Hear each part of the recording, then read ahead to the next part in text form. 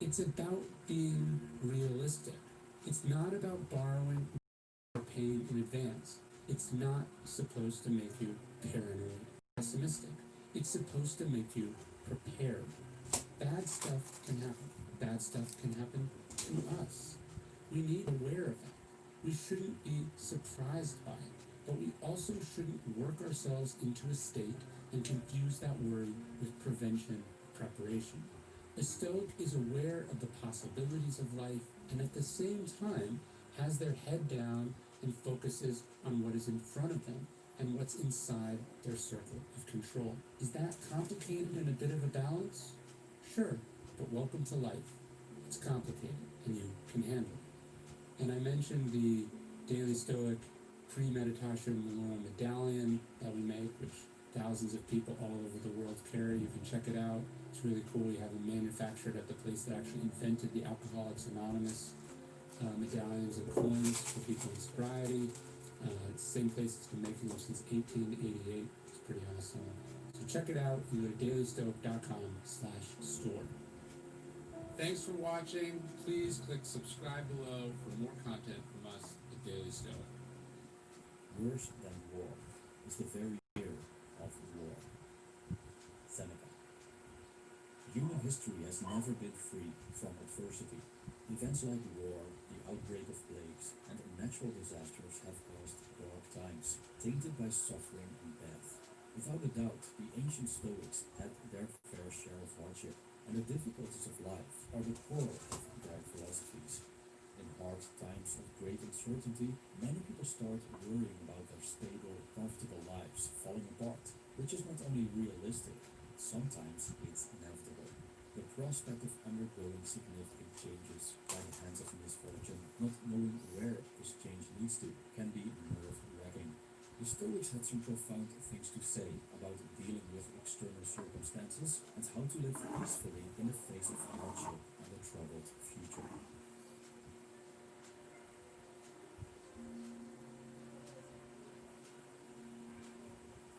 Living in a society in which mass consumption is the norm and companies brainwash us into believing that we need their products to feel complete, the distinction between what we truly need and what's obsolete has become invisible. In wealthy countries, people rarely concern themselves with their basic needs because these are a given. But when hard times are knocking on our door, it's time to create clarity, decide what our priorities are, and learn to deal with uncertainty. First of all, it's essential to remember the dichotomy of control and to be constantly aware of the fact that we only control our own actions. According to Epictetus, things like our body, property, and reputation are not up to us. When the economy declines, for example, there isn't much we can do about it. We could lose a lot of money in the stock market, our jobs, and thus our income. But from a Stoic point of view, by tying our happiness to these things in the first place, we have already set ourselves up for disappointment. As Epictetus stated, and I quote, "The things in our control are by nature free, unrestrained, unhindered, but those not in our control are weak, slavish, restrained, belonging to others. Remember then that if you suppose that things which are slavish by nature are also free, and that what belongs to others is your own, then you will be hindered." End quote. Now, the Stoics make a distinction between virtue, vice, and indifference.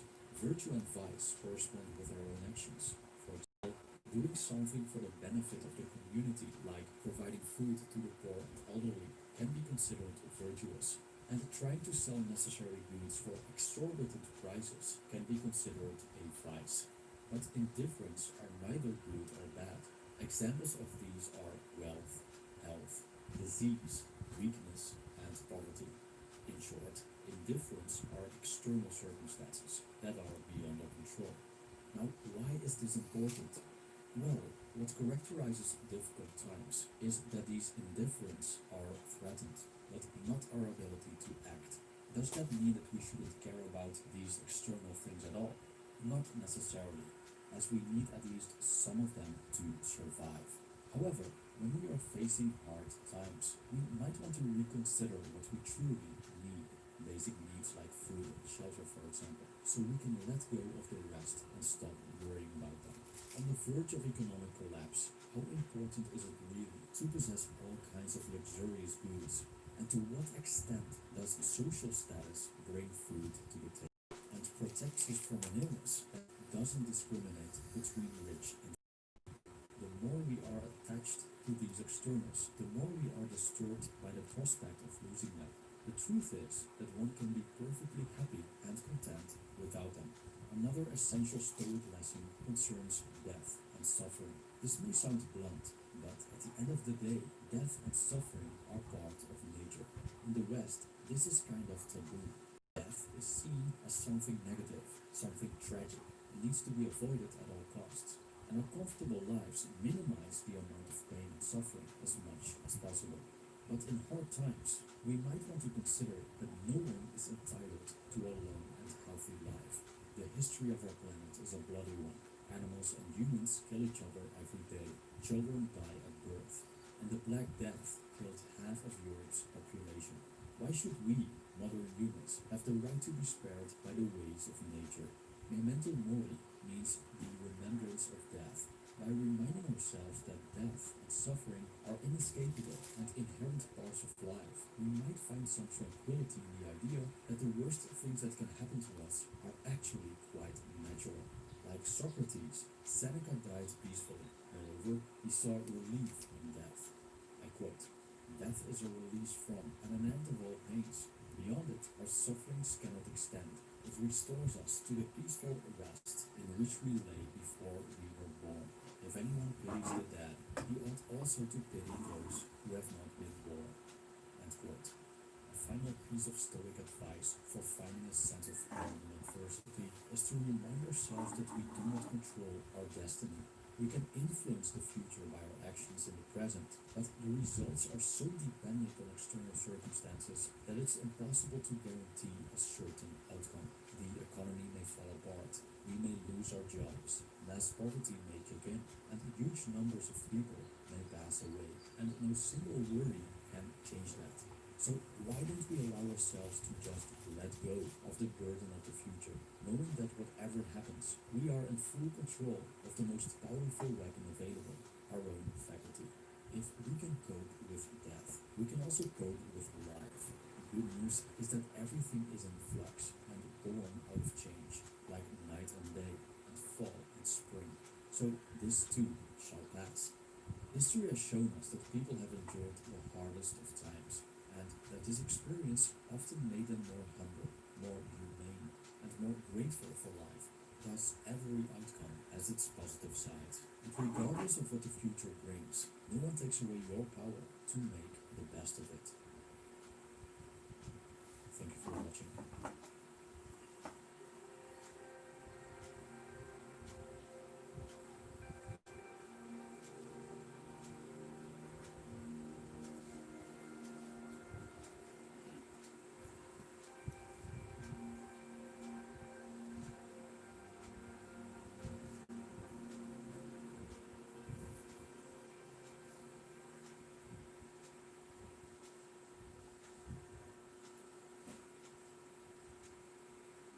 Marcus Aurelius was the emperor of Rome during the 2nd century AD, the last in a line of 5 emperors known to have ruled Rome with authority, humanity, and competence.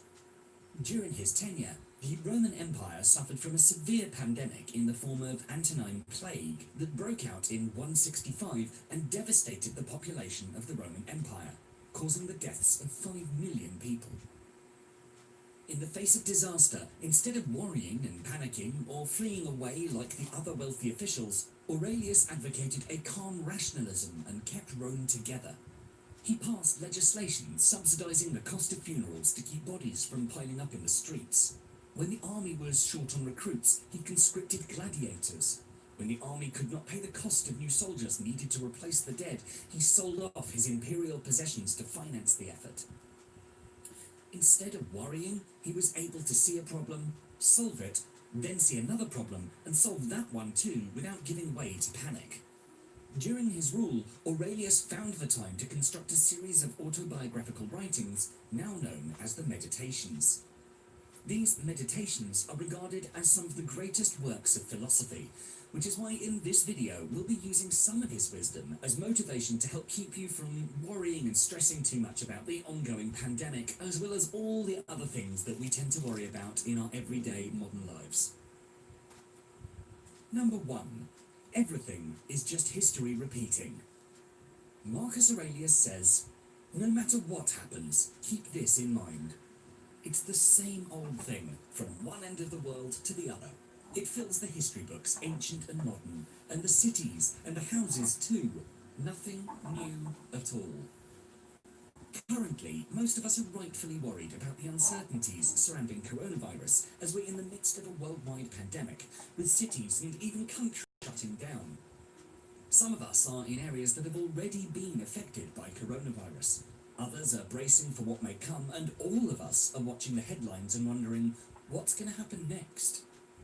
We don't know how exactly we'll be impacted or how bad things might get, and that makes it all too easy to catastrophize and spiral out into overwhelming worry and panic. In his meditations, Marcus Aurelius tells us that life is simply history repeating itself. If you're worried about losing your job, losing your money, and your partner leaving you, millions of others have gone through this in the past and are going through the things you're worried about right now as you're watching this video.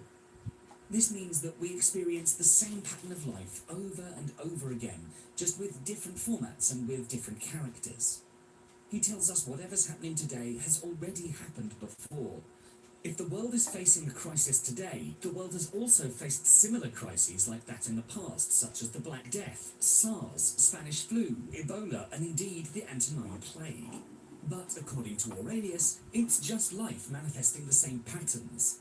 History has taught us that this pattern of life never changes as long as we live. Everything is momentary, and nothing is truly novel. So why do we worry so much when it's just life repeating itself again and again? Worry is what happens when your mind dwells on negative thoughts, uncertain outcomes, or things that could just go